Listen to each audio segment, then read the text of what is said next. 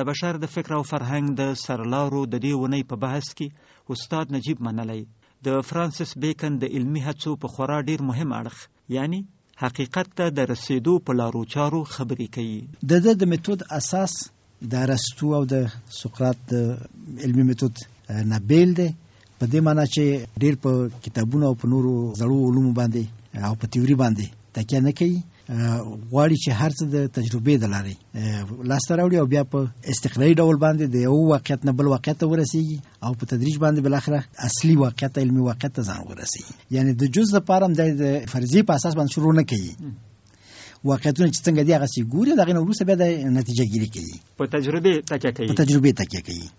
د خپل میتود پر روښانولو کې وایي چې هر کار چې کوي چې څېړنه کوي باید د څېړنې جدولونه جوړ کړي.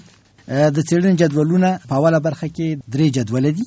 یو د وجود جدول دی، یعنی تاسو چې کومه پیښه یا پدیده څېړئ باید وګورئ چې د هغې په وجود کې څه کیږي، هغه څه چې د دې د وجود سره تړلي دي هغه باید تاسو رامعلوم کړئ. دویم باید د هغه څه جدول جوړ کړئ چې د دغه پدیدې په وجود کې نشته، او دریم دغه پدیده د نورو پدیدو سره مقایسه کوي. دا څه پرتبه تاسو ورته د وجود او د عدم جدولونه جوړ کړي هغه مقایسه کوي د نورو سره. د دې نه وروسته تاسو کولی شئ چې یو کلي نتیجه ته ورسیږئ. د دغه موضوع د دغه ښکارندې او پدیدې ځای به معلوم کړي چې څه ته ورته ده او څه ته ورته نه ده. څه ته ورته او څه ته ورته نه. مثلا که چیرې اس مثال ورکړي چې اس د هماغه سړی جنرال دی او د دې جنرال په مشرۍ باندې اردو جنگ ګټي، او بل جدول کې دا ثابته کوي چې هغه جنگ کې چې اس د اردو مشري نه لري اردو جنگ بایلي، نو تاسو د دې نه د نتیجه اخیستلی شئ چې د اس موجودیت د جنگ په ګټلو کې مؤثر دی. دواړه خبرې، یو دا چې جنگ یې وګاټه، بل دا چې پرته له د جنگ وبایلل شو، دواړه سره یو ځای شول.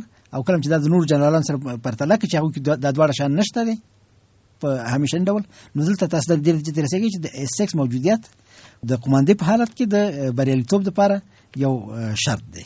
یو وخت مې د فرانسیس بیکن پیسه کې یو څه لوستل، په هغه کې د داسې یو ځای ښودلی و لکه زیارت.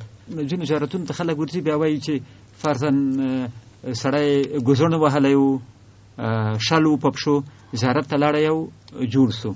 ده بیا هلته یوه خبره کړې وه، تاسو چې دغه د جدولونو خبره وکړه ما ته را په یاد سوه. ده ویلي و چې تاسو خو د خپلو ګټو په خاطر چې خپل صحت سره علاقه لرئ، دا خبره حافظې ته سپارئ، دا موارد لیکئ او یادوئ چې پلانی چې زیارت ته لاړی شل و او له هغې خوا په خپلو پښو روغ راغی. خو هغه خلک بیا نه یادوئ، هغه په زرګونو کسان چې د زیارت ته یا دې ځای ته ورغلي دي، شل تللي و او شل بیرته راغلل. نو بنان د تاسې قضاوت چې دی سم نه دی، د تاسې خبره چې ده منطقي نه ده، علمي نه ده.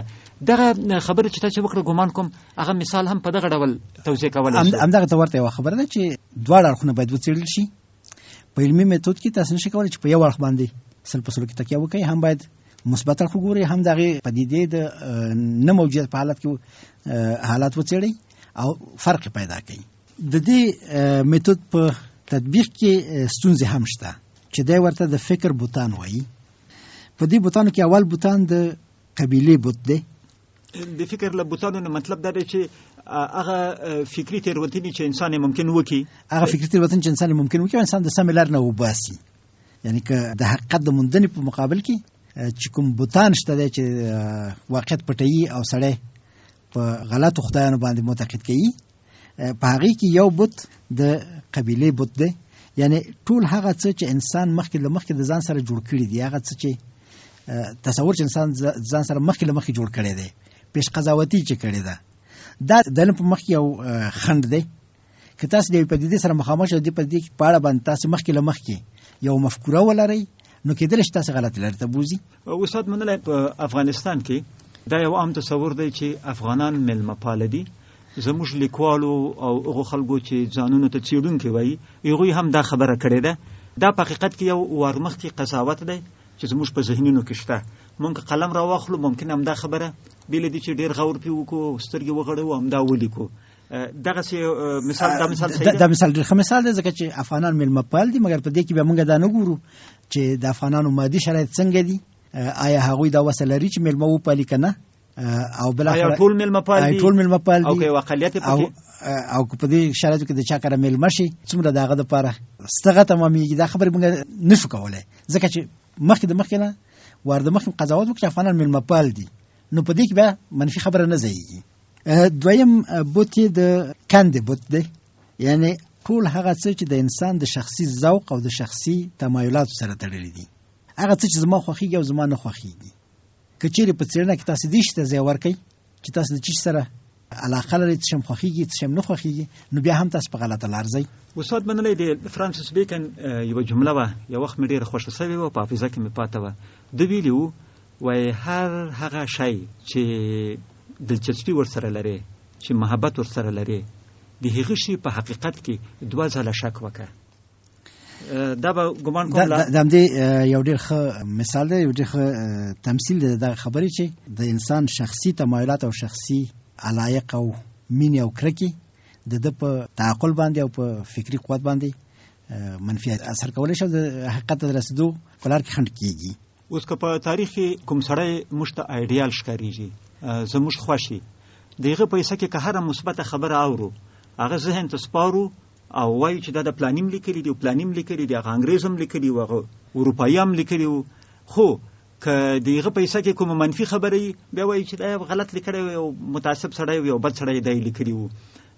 لیکن هغه خبره هم نه یېرېږي، هغه مثبت مثال چې د مونږ له خوښو سره، د مونږ له دلچسپیو سره مطابق یا د هغه د هر غلط کار دپاره توجیه پیدا کوو او هر مثبت کار یې د هغه په کریډټ باندې حسابوو.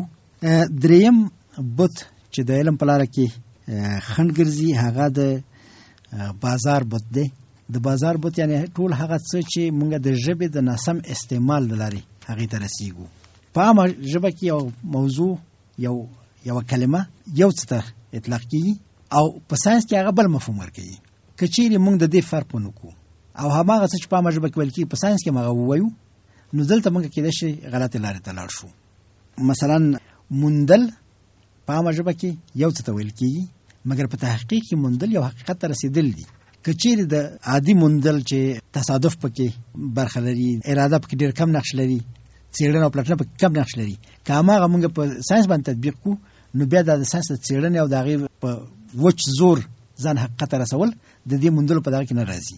استاد منلی که زه یو مثال درکړم، مونږ وایو اوبه، مونږ وایو د پلاني ځای اوبه تروې دي، د پلاني ځای اوبه خوږې دي، اوبه وایو.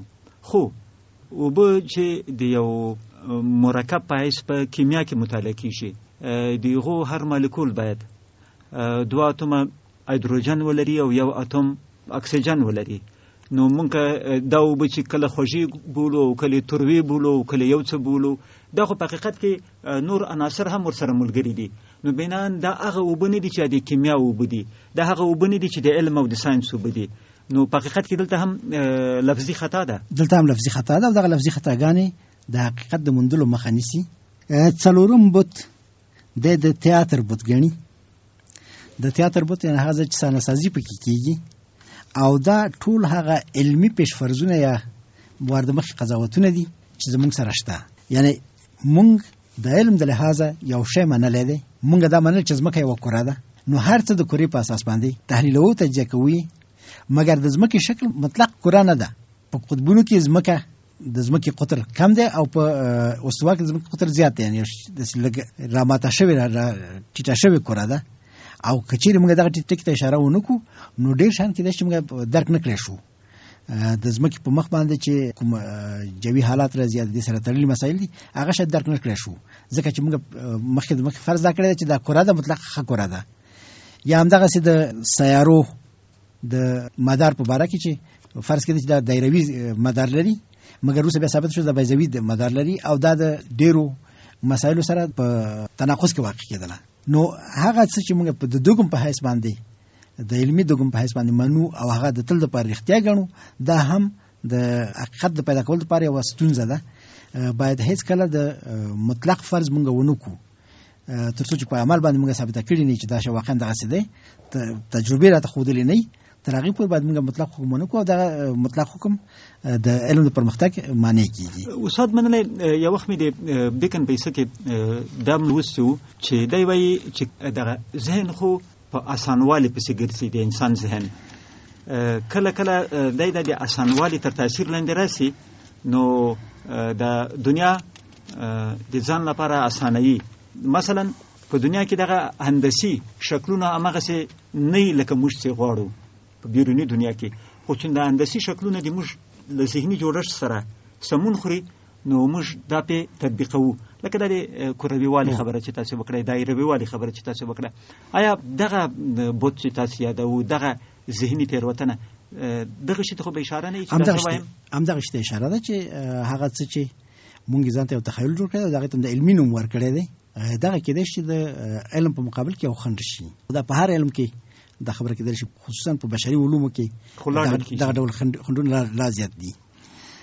د فرانسیس بیکن میتودولوژي ډېره زر یو شمېر پوهانو خپله کړله او خپلې څېړنې په هغې باندې استوارې کړلې چې په دې ډله کې رابرټ بایل یو انګریز عالم دی چې خپل ملګرو سره یو حلقه درلودله د انویزیبل کالج یا نه لیدل کېدونکی کالج په نامه باندې دا حلقه یادېدله. دوی همدغه د فرانسیس بیکن میتودولوژي خپل سرمشق ګرځولی و او کله چې دوی په 1660 کال کې د انګلستان رایل سوسایټي اف لندن جوړه کړه چې د اوسنۍ د انګلستان د رایل سوسایټي اف ساینس مور ده، دوی همدغه د فرانسیس بیکن میتودولوژي د علم اساس وګرځاوه او د دې نه وروسته په 18مه پېړۍ کې او په 18مه پېړۍ کې چې څه علمي پرمختګونه شوي دي په ټولو کې د فرانسیس بیکن نقش ډېر مهم ګڼل شوی دی.